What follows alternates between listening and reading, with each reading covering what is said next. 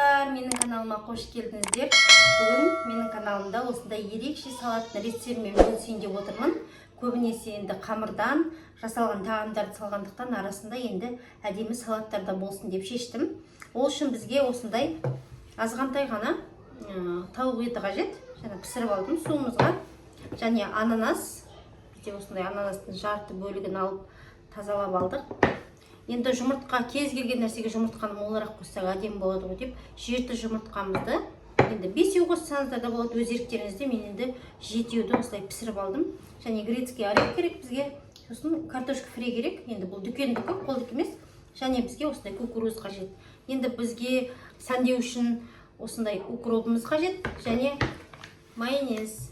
Енді салатымызды жасауды бастаймыз. Ең бірінші біз осы тауық етінен бастайық. Енді новогодный салат деп айтамыз ғой, жаңа жылдық салат деп, бірақ мен оны арнайы жаңа жылға деп жасамайды екем. Кез келген қонақ келетін кезде қандай салатты жасасам деп отырмын. Осы көбінесе ананас салатында жасаймын. Тез қонақтарыма ұнайды, тез жеңіп қалады, сондықтан сіздер де жасап көріңіздер.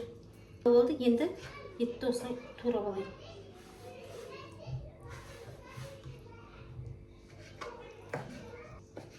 Отбасыларыңызға алда демалыс келеді, сенбі жексенбі жасап беріңіздер.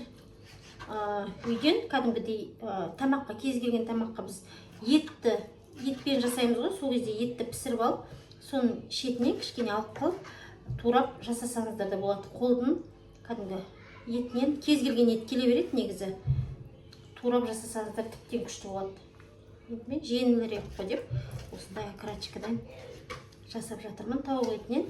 Міне, осылай турап аламыз. Кішкене артынан алып тастайын. Міне достар, мен барлығын турап алдым.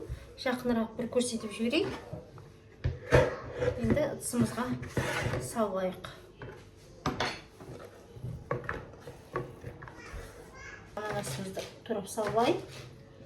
Ананасты да осылай көбіктап турайсыздар. Мен енді арнайы жаңа жылда ғана алмаймын ананасты. Қыздарым жегісі келгенде, үйге қонақ келетін кезде көбінесе аламын. Бұрындар көп жасамайтын, қазір кейін кезде осы ананаспен салатты жақсы жасап жүрмін. Екінші ананасымызды қосып аламыз.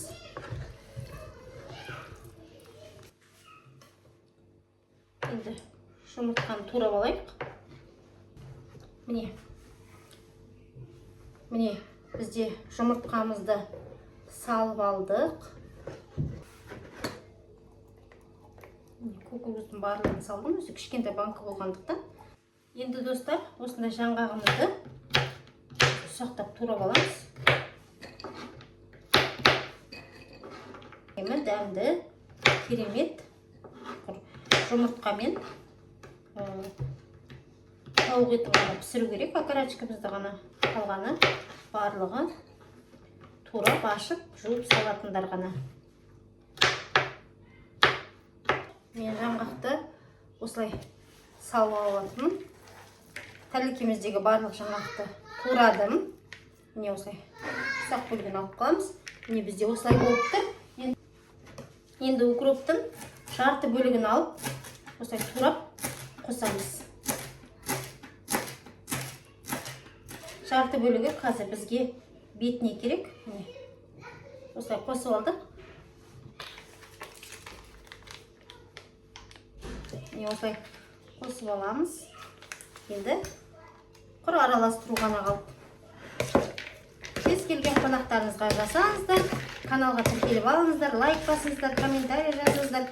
Міндетті түрде жасап көрсеңіздер, ойларыңызбен бөлісіңіздер. Міне, осылай араластырып аламыз. Қазір тәлікемізге салып, салатымызды жасап болдық. Мен араластырып алдым. Енді тәлікемізге салып аламыз. Мен осындай 2 тәлікеге әдемілеп тұрып салып алдым. Енді бізде осындай дүкеннің картошка фри бар. Сонымен ортасына безендіріп салып шығамын.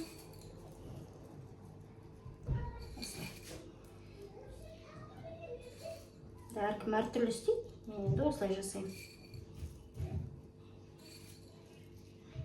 Осылай ананастан ерекше дәмді тез жасалатын салатты жасадым. Сіздер де дәл осындай салатты үйден жасап көріңіздер. Осы уақытында міне енді дәмін сіздермен бірге көремін.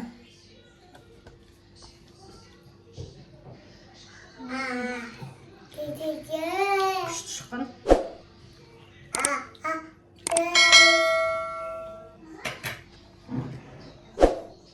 Тез әрі оңай жасалатын салаттарды, тағамдарды менің каналымнан көріп, бірге жасап көріңіздер. Сау болыңыздар.